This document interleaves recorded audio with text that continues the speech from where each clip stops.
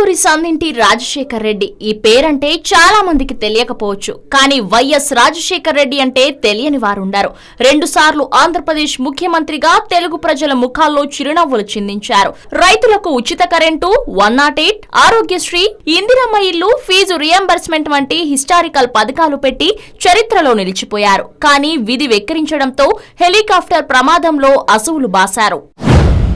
YS Rajasekhar Reddy 1949 July 8న Rajareddy Jayamma దంపతులకు వైఎస్ఆర్ జిల్లా జమ్మలమడుగులోని CSI Campbell machine ఆసుపత్రిలో జన్మించారు. రాజారెడ్డి స్వగ్రామం బలపనూరు. రాజారెడ్డి బళ్ళారిలో కాంట్రాక్టర్ గా పనిచేస్తుండటం వల్ల ఆయన పాఠశాల చదువంతా బళ్ళారిలోని సెయింట్ జాన్స్ పాఠశాలలో సాగింది. రాజారెడ్డి ముఠా కక్షల కారణంగా బాంబు దాడిలో మరణించాడు. తర్వాత విజయవాడ లయోలా కళాశాలలో చేరాడు. 1972లో గుల్బర్గా విశ్వవిద్యాలయంలో ఎంబీబీఎస్ చదివాడు. వైద్య కళాశాలలో చదువుతుండగానే విద్యార్థి సంఘానికి అధ్యక్షుడిగా వ్యవహరించాడు. శ్రీ వెంకటేశ్వర వైద్య కళాశాల తిరుపతి నుంచి హౌస్ సర్జన్ పట్టా పొందాడు. విద్యార్థి దశ నుంచి రాజకీయాల వైపు ఆకర్షితుడైన రాజశేఖర్ రెడ్డి కళాశాలలో పనిచేస్తుండగానే అక్కడ హౌస్ సర్జన్ సంఘం అధ్యక్షుడిగా ఎన్నికయ్యాడు. కొద్ది రోజుల పాటు జమ్మలమడుగులోని సిఎస్ఐ క్యాంప్బెల్ ఆసుపత్రిలో డాక్టర్ గా పనిచేశాడు. ఆ తర్వాత 1973లో పులివెందులలో తండ్రి వైఎస్ రాజారెడ్డి పేరుతో కట్టించిన ఆసుపత్రిలో డాక్టర్ గా పనిచేశాడు. ఆ ఆసుపత్రి ఇప్పటికీ ఉంది. అనంతపురం జిల్లా తాడిపత్రి తాలూకు యాడికి మండలానికి చెందిన విజయలక్ష్మిని రాజశేఖర్ రెడ్డి వివాహం చేసుకున్నాడు. వారికి జగన్మోహన్ రెడ్డి, షర్మిల సంతానం. జగన్ ప్రతిపక్ష నాయకుడిగా భార్య భారతి వ్యాపారాలతో పాటు సాక్షి దినపత్రిక, సాక్షి టీవీ ఛానల్ కూడా నిర్వహిస్తున్నాడు.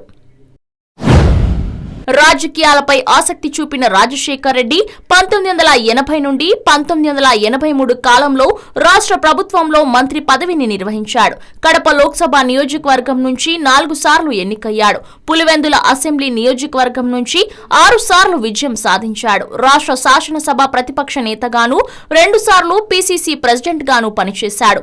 1980 నుంచి 1983 దాకా గ్రామీణాభివృద్ధి, వైద్యశాఖ, విద్యాశాఖ మంత్రి పదవులను నిర్వహించాడు. తెలుగుదేశం నేత నారా చంద్రబాబు నాయుడు మొదటగా కాంగ్రెస్ లో ఉన్నప్పుడు ఇరువురు మంచి మిత్రులు.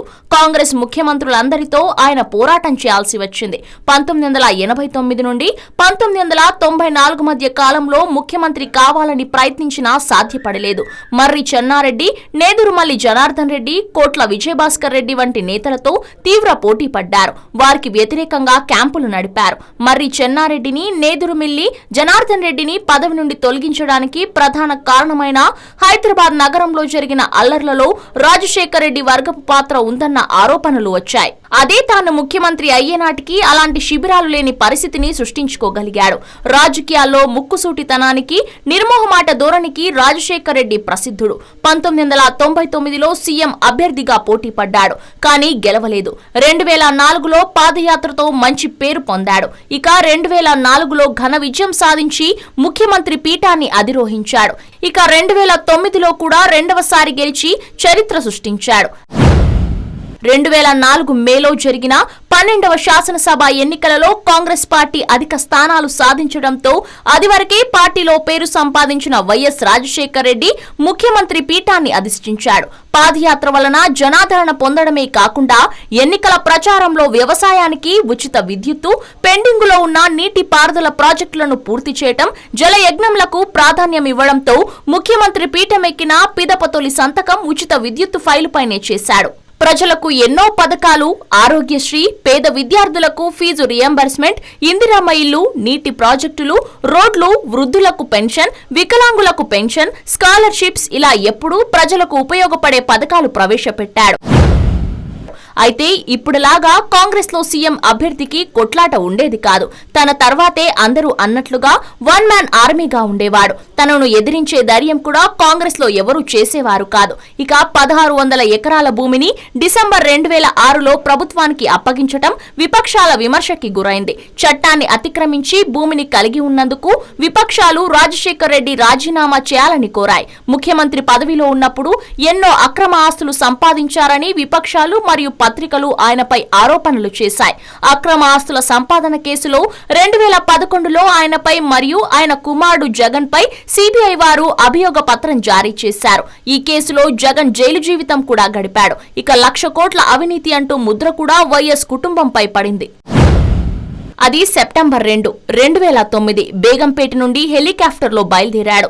చిత్తూరు జిల్లాలో కొత్తగా రచ్చబండ కార్యక్రమానికి వెళ్తుండగా ఉదయం 9:35 హెలికాప్టర్తో సంబంధాలు తెగిపోయాయి.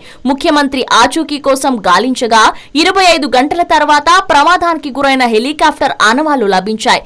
వైఎస్తో సహా మొత్తం 5గురు హెలికాప్టర్ ప్రమాదంలో మరణించారు. తమ అభిమాన నాయకుని మరణాన్ని జీర్ణించుకోలేక రాష్ట్రమంతా దాదాపు 67 మంది మరణించారు.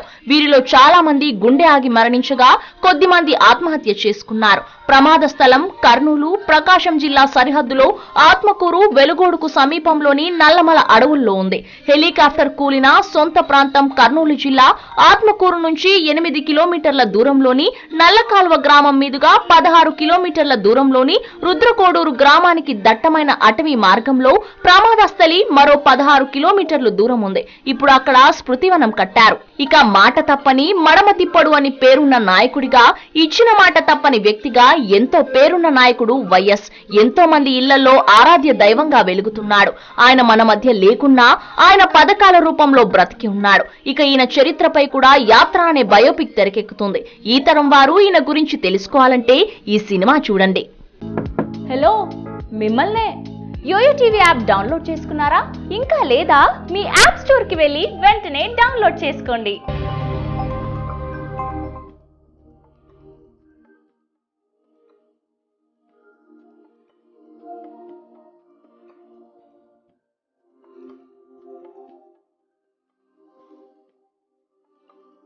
ఈ వీడియో గనుక మీకు నచ్చినట్లయితే లైక్ చేయండి, షేర్ చేయండి అండ్ సబ్స్క్రైబ్ చేయండి.